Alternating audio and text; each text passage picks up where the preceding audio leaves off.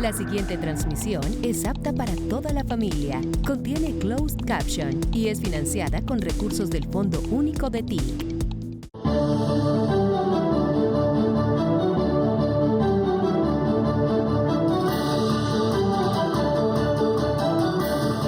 No dejo de mencionar a alguien que debió hablar aquí, que es Gloria Ramírez.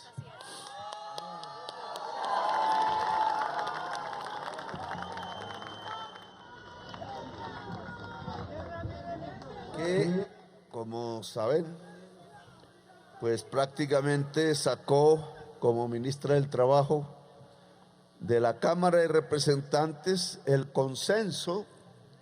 No es completamente la ley que presentamos, pero es el consenso que se alcanzó con empresarios. Algunos que se suponen son sus líderes gremiales nos traicionaron porque había un consenso. Congresistas en su mayorías de diversos partidos políticos, trabajadores, trabajadoras, personas que estudian en el SENA, jóvenes, y nosotros, el gobierno, y ahí Gloria Ramírez jugó un papel fundamental. Y es sobre la base de ese consenso de la Cámara de Representantes que al final pues se aprobó esta ley que acabo de firmar. Ley que apenas se publique, rige en todo el país, en toda la nación. Sirve aquí debajo del sol, ustedes ya están en la sombra. A mí se me va acabando el sol y me llega la sombra también, y en un año. Entonces, ojalá no sea la sombra para el país. Eso depende del pueblo. No se puede, no se puede.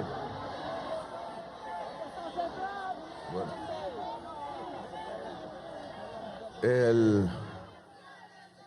Hay que elegir un gobierno que cuide esta ley y la aplique. Porque ahora el gran problema de la ley, como de muchas otras actuales, es que no se cumple. Una manera de evadir la ley es dejarla como letra muerta, como dejaron la mayor parte de la Constitución de Colombia como letra muerta. Hasta en el día antes de ayer, en la manifestación de Medellín, sábado, nos lo repite ahora la prensa por todos lados. Parece que no funciona el artículo 22 de la Constitución Nacional que habla del derecho a la paz. Llevar unos presos que siguen presos delante de las víctimas que produjeron para hablar de indemnización y verdad. Asustó a la clase política antioqueña en parte, y asustó a la prensa en parte, y asustó a un empresariado en parte. ¿Por qué? ¿Por qué la verdad asusta? Pregunta que debería ser más bien periodística, pero que es política. Es que ellos hacían acuerdos con los delincuentes, ahí sí, porque no estaban presos. Alguno era Pablo Escobar y les hizo moñona, y ahora salen a atacarme porque hicieron un acuerdo en beneficio exclusivo de Pablo Escobar, no de sus víctimas. El mismo que convocó por decreto la Asamblea Nacional Constituyente, que también me critica por haber hecho lo mismo.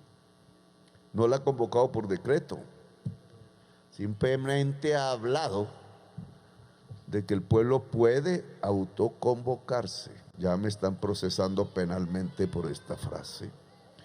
Pero en cualquier país democrático, cuando fallan los poderes constituidos, el constituyente puede convocarse. Eso hizo el pueblo bogotano un 20 de julio, autoconvocarse, y cambió la historia de Colombia. Pero primero lo hizo un pueblo en Cartagena, Y antes del pueblo de Cartagena, un cartagenero negro que decidió no estar encadenado porque era un príncipe, Bencos Biojó, y fundó la primera tierra libre de todo el continente americano, desde Alaska hasta la Patagonia. Y a veces no aparecen los libros de historia porque es de piel oscura.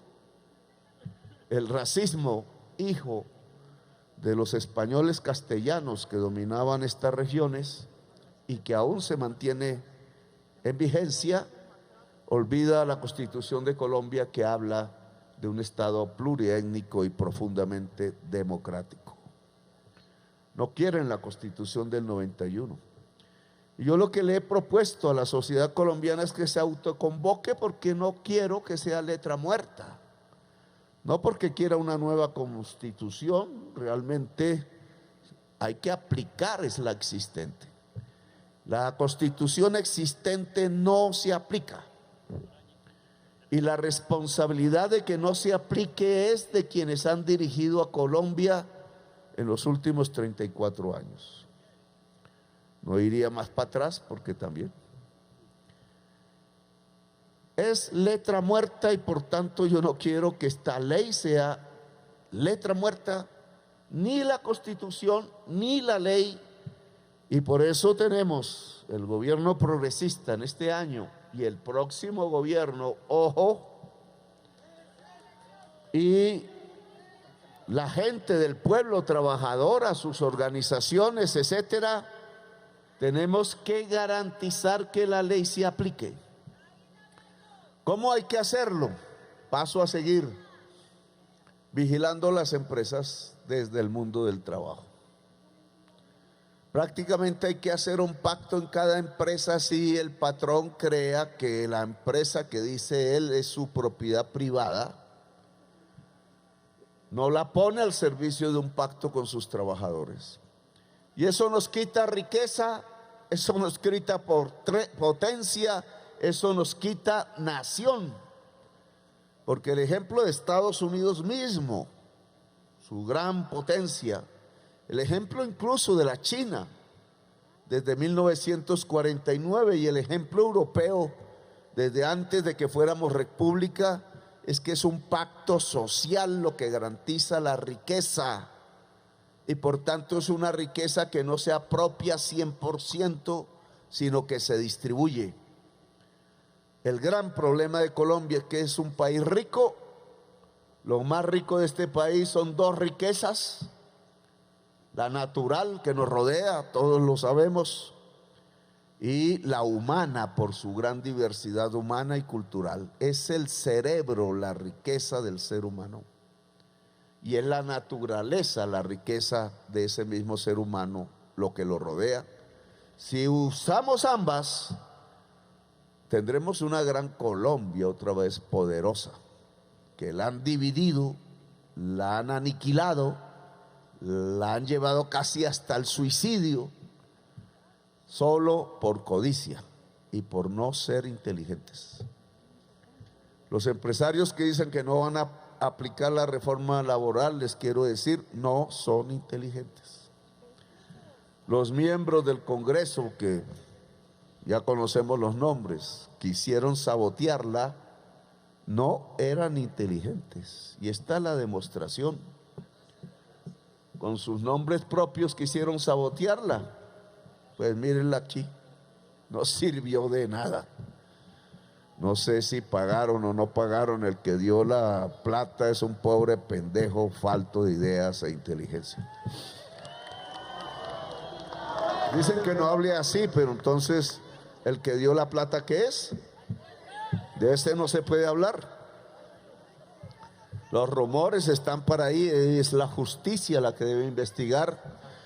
Pero yo le pediría a esos congresistas que quisieron de primera sabotear la reforma laboral, a sus grupos políticos o a las empresas que los financian, porque esto es de empresas. Detrás de cada una existen unas empresas. De las 3 reformas laborales que he presentado, es que esta vez acuerden con el Congreso y con el gobierno y con el pueblo de la salud, su fuerza laboral y su fuerza de gentes con derecho a vivir dignamente. Acuerden, en la Comisión Séptima de Senado, el proyecto que irá a su paso penúltimo no es sino salvar las EPS. Oiga, qué paradoja, porque ya un sistema preventivo lo tenemos, porque ya un sistema que fortalezca la red pública hospitalaria, que falta meterle más dinero, Germán Ávila, por encima de todas las prioridades, hay varias prioridades, lo tenemos.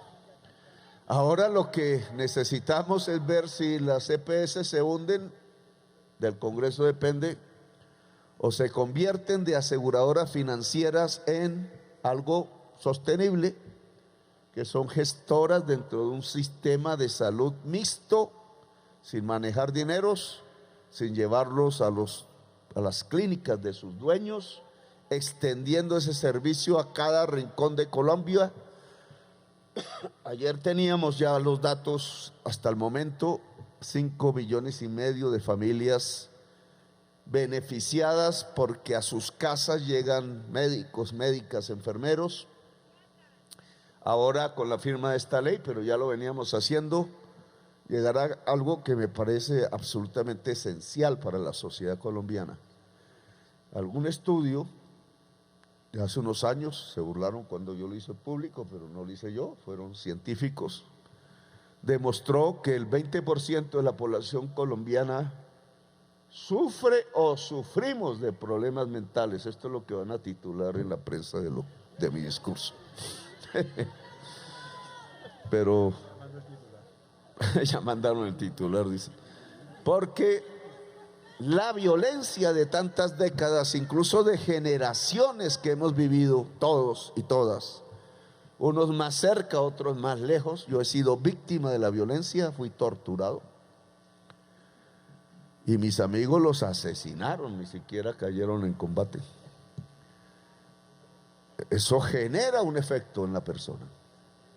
Y así la mamá de quien vio morir su hijo o su marido y tantas cosas que han pasado aquí, así los niños y las niñas que vieron la masacre y se escaparon. Hay una película hermosa que muestra un tanto la historia de Colombia y que fue hecha por colombianos indígenas, pero se desarrolla en una misión de sacerdotes jesuitas que lograron construir un sistema económico más eficaz que el de los esclavistas en Paraguay. Se llama La Misión. Hermosa. Yo no sé, esa la tienen como medio censurada porque no quieren que veamos ese cine. Ojalá RTBC transmita el buen cine para aprender de nuestra propia historia. Bueno, ese tema de la salud mental que acabamos de firmar es esencial en el modelo de prevención de la salud de todos y todas las colombianas. Hace parte de algo que ya está funcionando.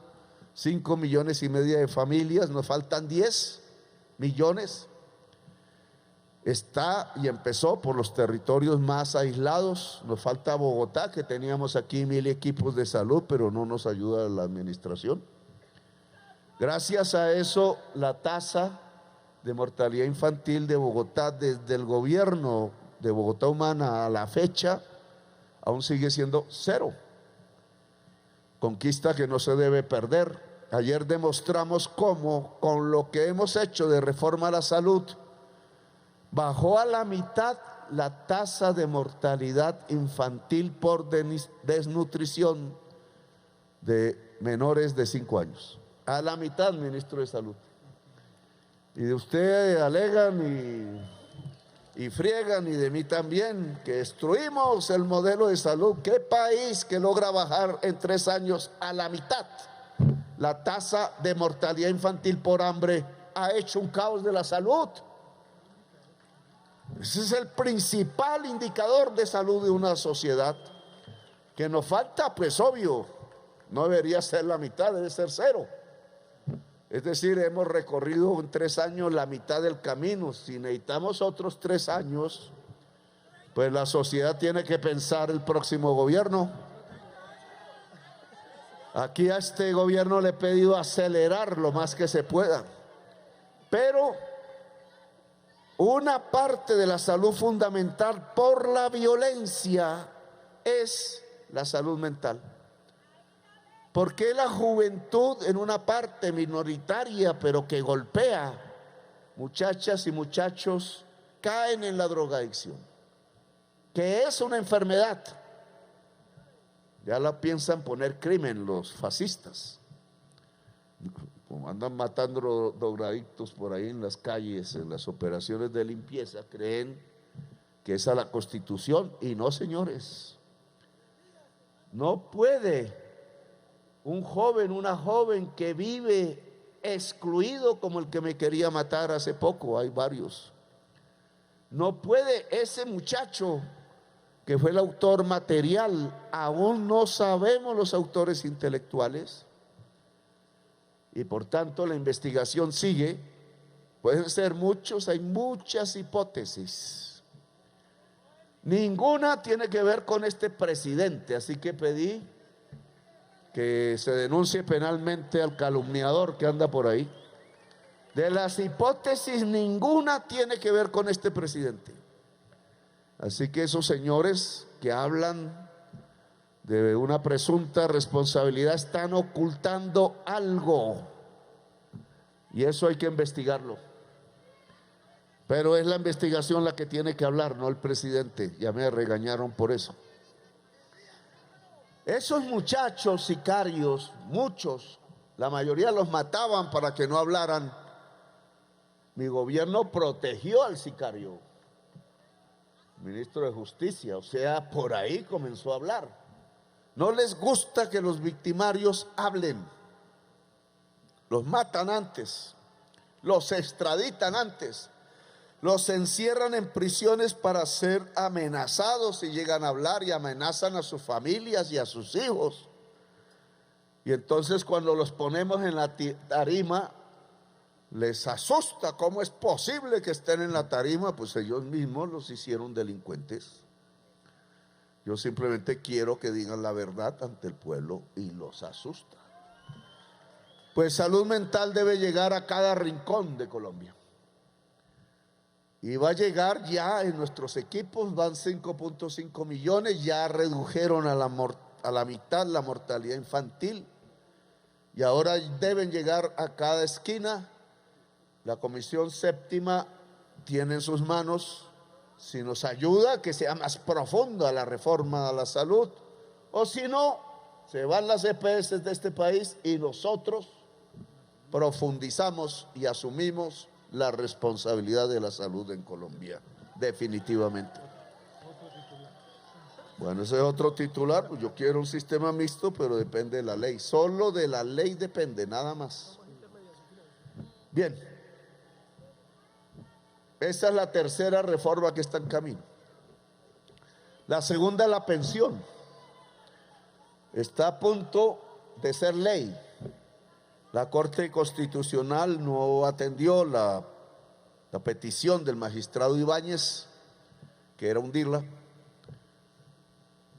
No sé cómo se pueda interpretar un Estado social de derecho que busca que todo viejo o vieja en Colombia tenga pensión o bono pensional.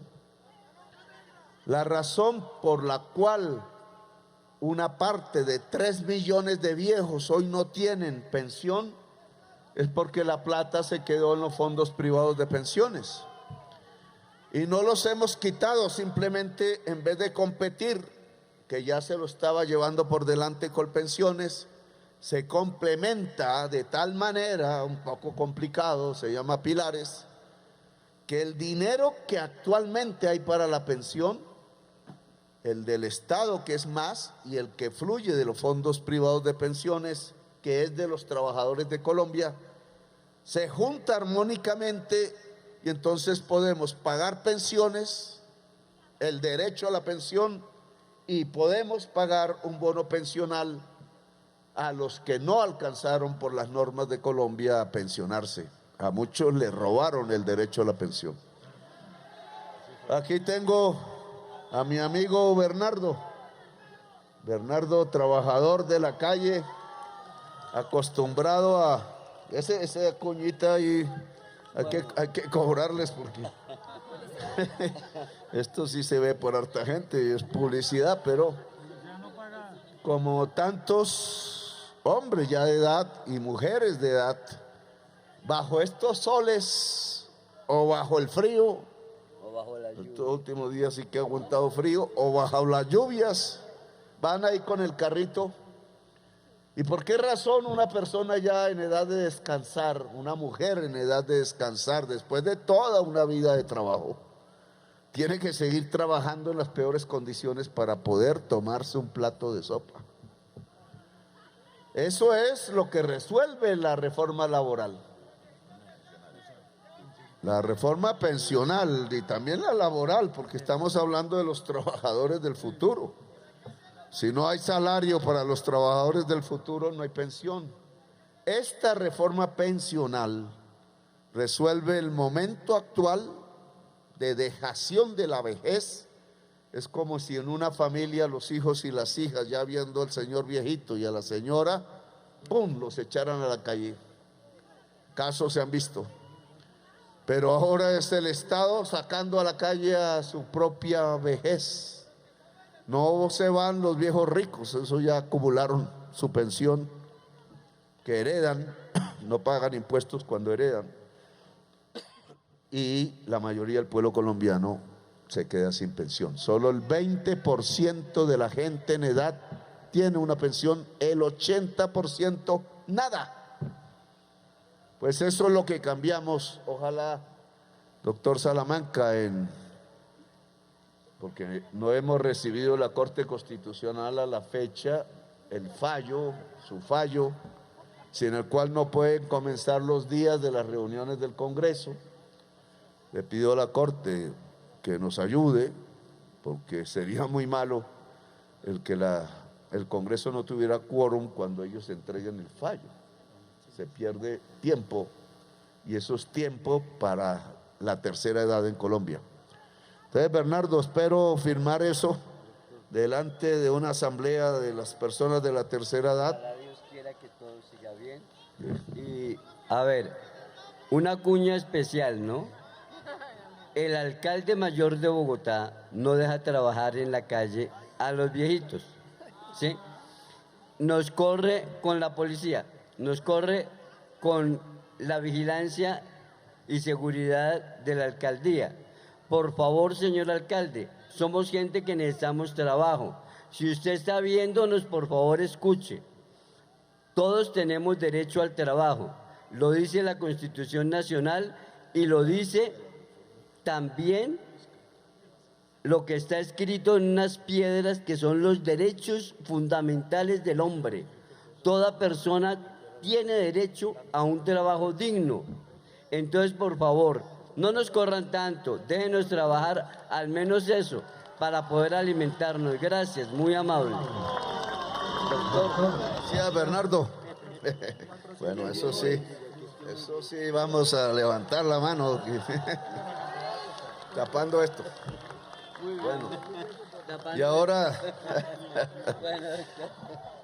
seguimos con la sociedad que es agradecida con sus viejos y viejas. Es una sociedad a la que le irá bien. Y estamos a punto, presidente de la Cámara, y le pido a todos los congresistas de la Cámara, las congresistas, estar disciplinados. No sé si pase a Senado o no, estar disciplinados para hacer ley la reforma pensional. Y entramos a la que ya es ley. Aquí en este sitio que escogí, porque levantamos la espada de Bolívar como símbolo que guiara esta lucha. Esta lucha relativamente ha triunfado. No solamente levanté la espada de Bolívar, sino su bandera, que es roja y negra. Por allá estaba, allá está. No sé por qué en la Quinta de Bolívar no está. Si es la bandera de Bolívar. Hay dos banderas, la de Miranda, que viene de Haití, hecha por haitianas que eran esclavas y se liberaron. Nuestra bandera es de la emancipación del trabajo, que nunca se nos olvide. Cuando se liberaron los esclavos tardíamente en Colombia y tempranamente en Haití, y los haitianos nos dieron la libertad y le entregaron a Miranda y a Bolívar armas y hombres de piel oscura que hablaban en francés a venir a pelear por la libertad, liberté, fraternité y solidarité. Estudia a mi hija la amenazaron y tiene apenas 16 años. Hay un asesino por ahí que quiere atacar primero a mi hija que a mí, porque dice el asesino que es lo que más quiero en mi vida. Hace inteligencia. ¿Cómo lo sabe? Bueno, por fotos, pero ¿cómo sabe? Estamos en eso. Un día hablaré de estos asuntos. Pero la esclavitud se acabó gracias a la independencia de América, y eso después de San Basilio de Palenque, a donde fue Bencos viajó con su gente, sin cadenas, primer territorio libre de América desde Alaska hasta la Patagonia. Ni los gringos pudieron antes de él. ¿Cuál monumento se ha hecho, ministra de Cultura? Ayúdeme. Porque ahí en San Basilio de Palenque, que hoy amenaza el clan del Golfo, hay que hacer un gran monumento a la libertad en América. Los neoyorquinos, ahí parece que va a ganar un alcalde de izquierda.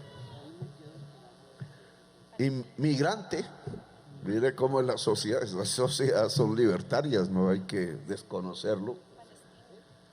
Entonces, esa estatua que está ahí al frente de New York, que es la estatua de la libertad, a veces sueño que debería ser transportada por el mar y ponerla al frente de Cartagena, porque Cartagena se libertó igual que Manhattan.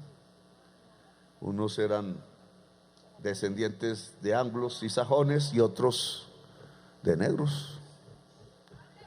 O tendríamos que hacer una igual, pero ¿para qué imitamos? Decía el profesor de Bolívar, si imitamos nos fregamos, así que hagamos una de todas las culturas en San Basilio de Palenque, a donde la niñez colombiana tenga que oír hablar africano, porque aún se habla, y a escuchar sus músicas y tambores cuando convocan a la paz o a la fiesta o a la guerra, a la libertad, que es el canto que hoy tenemos que alzar. Me gustaría ese sitio porque es la primera tierra de la libertad y nosotros la volvimos municipio, no corregimiento. Lo hicimos municipio, los españoles nunca lo hicieron, ni la república hasta el gobierno actual. Eso tiene una simbología. Pues del origen de la república nació la emancipación del trabajo en Colombia. Es una lucha de 2 siglos y continúa. Hasta ahora hemos recuperado los derechos laborales que existían antes de César Gaviria y Uribe, porque ambos, uno era el presidente y el otro su ponente preferido en Senado. Y después en su gobierno hizo otras leyes, pero la primera, recuerdo, la ley 50 de 1990, antes de la Constitución del 91. No se puede separar la historia de la Constitución del 91 de la emancipación laboral. Andan por ahí diciendo que queremos hundir la Constitución del 91. No, queremos aplicarla. Porque ahí hay un artículo que habla del Estatuto del Trabajo. Y en 34 años el Congreso de la República no ha aprobado ninguna ley que sea el Estatuto del Trabajo. Esta es la primera parte. Primera parte. Porque solo recupera los derechos que quitaron. ¿Y los nuevos derechos qué? Hasta bajaron el artículo de que una mujer que menstrua pueda ir a ver al médico si los dolores son intensos. Lo bajaron hombres, lo bajaron mujeres de derecha. Quitaron la licencia de paternidad, o sea, el derecho del hombre a cuidar su hijo. Por no tener hombres que cuidan sus hijos en buena parte de la geografía nacional, no todos, obviamente, la mayoría somos responsables, pero hay un pocotonón de mujeres, muchas jóvenes ya, dueñas de su vida, solas y madres. Y la desnutrición infantil no cae si no se cuida y se ayuda a esas jóvenes. Para eso creamos la renta ciudadana. Esta ley nos permite ayudar a 310,000 jóvenes, y hombres y mujeres del SENA, 310,000 que tendrán contrato con todas las prestaciones laborales. No lo querían. ¿Saben por qué no querían este artículo? Porque dicen que estos muchachos y muchachas van a fundar sindicatos una vez vayan a trabajar. ¡Háganlo! Eso está escrito en la Constitución. Esa juventud tiene que ayudar a organizar la clase trabajadora, que está muy desorganizada en Colombia, y por eso nos están quitando los derechos todos los años. 34 años. Háganlo. Eso está escrito en la Constitución y se protege tanto el derecho a la asociación libre. No son 1,000 sindicatos en una empresa, es un sindicato en una empresa porque hay un patrón. Y si hay un patrón tiene la fuerza, y si no hay sino 100 sindicatos, divide y reinarás. Tiene que haber los conflictos, contradicciones, tiene que resolverse por las buenas, pero la organización laboral debe estar unificada, tanto a nivel de empresa pública o privada, como a nivel de las centrales obreras, que yo invito a unirse. La forma de hacer cumplir esta ley es que haya organización entre los trabajadores y las trabajadoras. Entonces aquí empieza, es una fase de organización de la clase trabajadora de Colombia. Asalariada sí, pero hay otra de cuenta propia, que llaman mal llamada informal.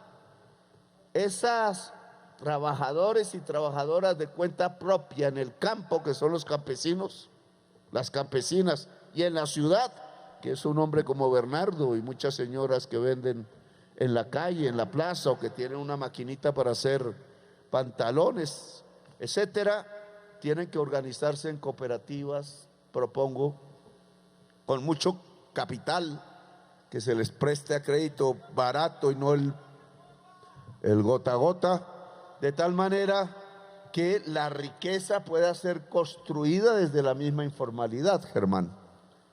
Y de los bancos públicos, que no son muchos, tienen que dedicarse a eso exclusivamente.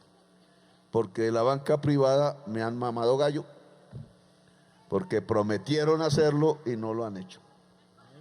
Hay 11,000 estudiantes de medicina que podrán tener un salario mínimo en su internado. No les pagan nada, los explotan. Pagan un poco de plata en las universidades privadas y salen que su primer trabajo no tiene salario. La orden que se le ha dado al ministro de Educación es crear una gran red de facultades de medicina y de ciencias de la salud en general, públicas y gratuitas en todo el territorio nacional. Se acaba esa historia de que hay que tener 30 millones mensuales para ser médico o médica. Porque Colombia es el último lugar en enfermeras, número de enfermeras por habitantes, el penúltimo lugar de médicos por habitantes, y así la salud no va a llegar. Incluso me temo que si nos movemos a la totalidad de la población con salud mental, nos van a faltar psicólogas y psicólogos. Y entonces hay que tener muchas más facultades. Entonces, aquí yo aprendí en privatizaciones que hubo a la fuerza, Álcalis de Colombia con el ejército metido, Telecom usando al ejército para cerrarlo, Yo vi todo eso, el San Juan de Dios, que metieron el ejército para cerrar un hospital. Hágame el favor, la vagabundería de ese gobierno.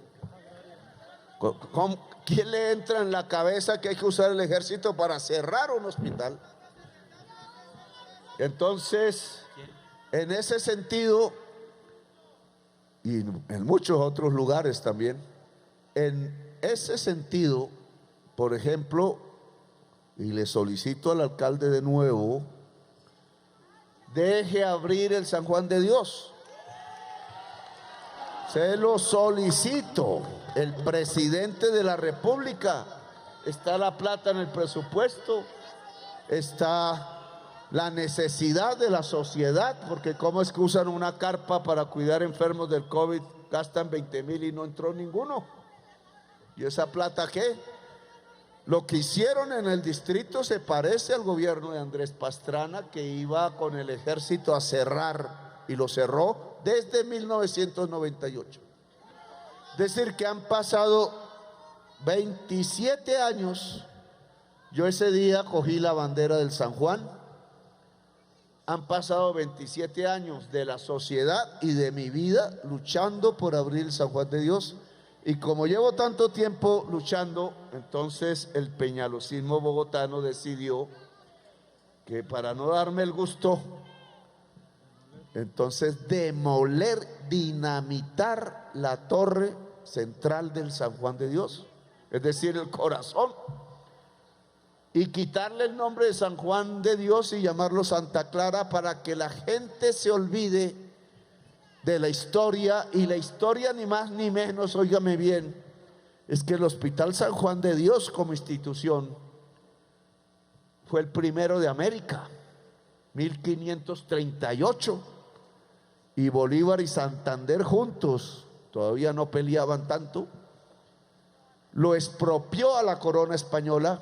El hospital siempre fue público, lo creó la corona española, lo expropió Bolívar como presidente de Colombia, de la Gran Colombia, y Santander como vicepresidente, y allí se curaron los primeros soldados heridos de la guerra de la independencia, que levantaron la bandera de la guerra a muerte, que debe estar aquí también. Ahora explico qué es. Y ahí en 1908, y creo que 17, algo así, 1917, ese hospital curó a los bogotanos de la peste, que arrasaba en Europa y mataba cantidades de gente. Y no se le agradece al hospital. Y aún para acá, grandes inventos de la salud pública de Colombia, y se volvió famosa en el mundo gracias al hospital. Creó las primeras generaciones de médicos y enfermeras. Enfermeras y médicos eran trabajadoras. Y ahí se están muriendo la mayoría sin poder abrir el hospital. Y se ríen los oligarcas de Santa Fe de Bogotá porque no quieren que el pueblo recuerde el Hospital San Juan de Dios. Y Galán, que es un apellido que no pertenece a la aristocracia, porque sale de los comuneros de Santander, se les ha olvidado un tanto. Debe, creo yo, en bien de la sociedad bogotana, abrir el Hospital San Juan de Dios. Y entro a Telecom, son tareas pendientes. Yo no cerré Telecom.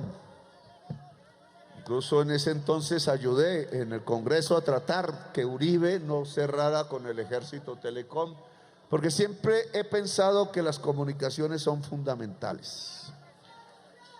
Hoy hay fibra óptica, ese entonces era cobre.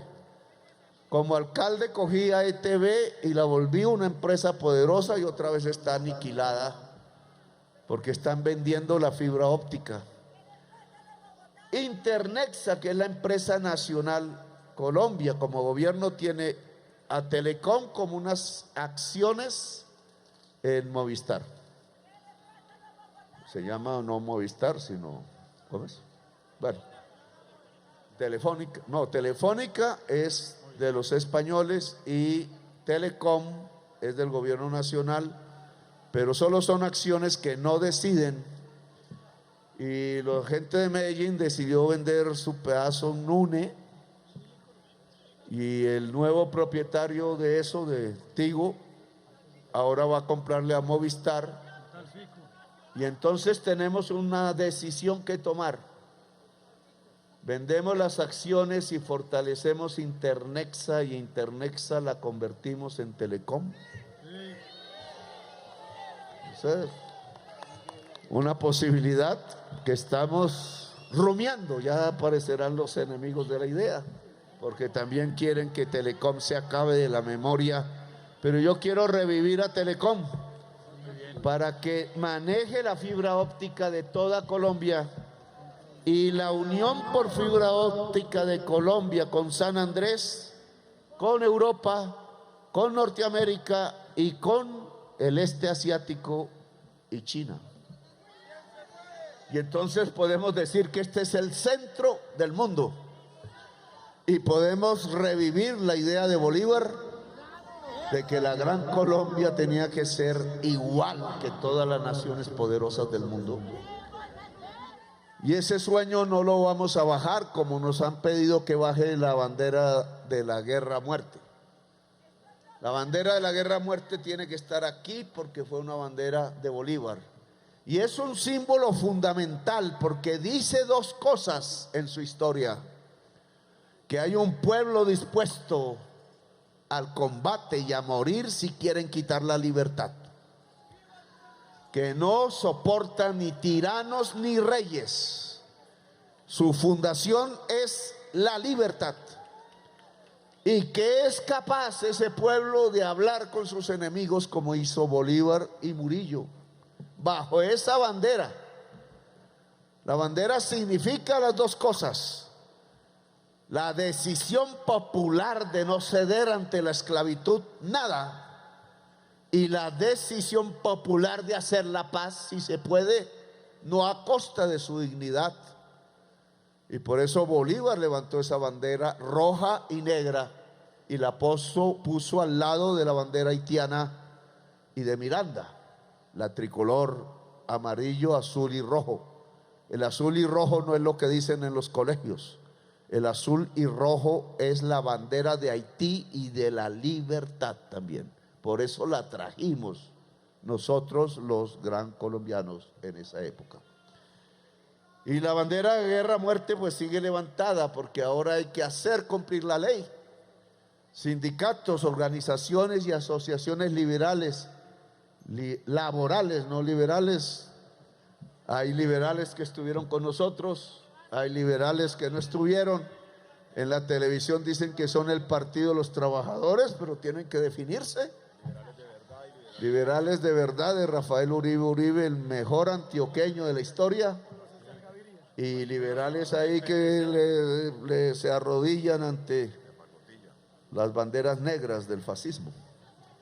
Eso lo deben resolver eso, pero aquí el gobierno, ministro de Trabajo, tiene que crear una fuerza de funcionarios de centenares, el número exacto sale de los estudios, que deben dedicarse día y noche por jornadas, pagando las horas extras, a visitar cada empresa de Colombia en cada lugar para ver si esta ley se está cumpliendo.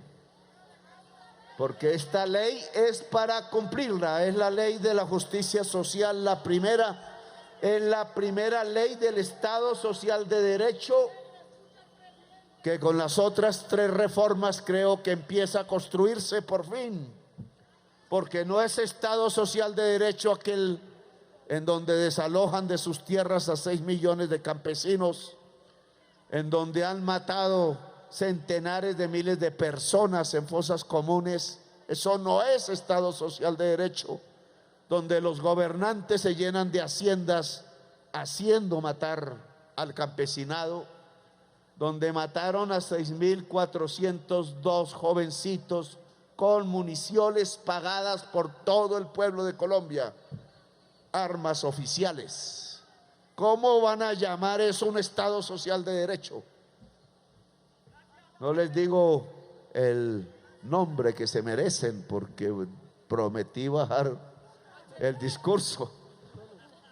Chepe puede significar honorable parlamentario, honorable periodista, o honorable Petro, ¿por qué no? De pronto me dicen. Y otras. Pero en aras del lenguaje toca aplicar la ley y ese es nuestro compromiso. Aquí no nos falta sino un proyecto de ley para poderle decir al pueblo colombiano: hemos cumplido, estamos cumpliendo y palabra que sí. Gracias.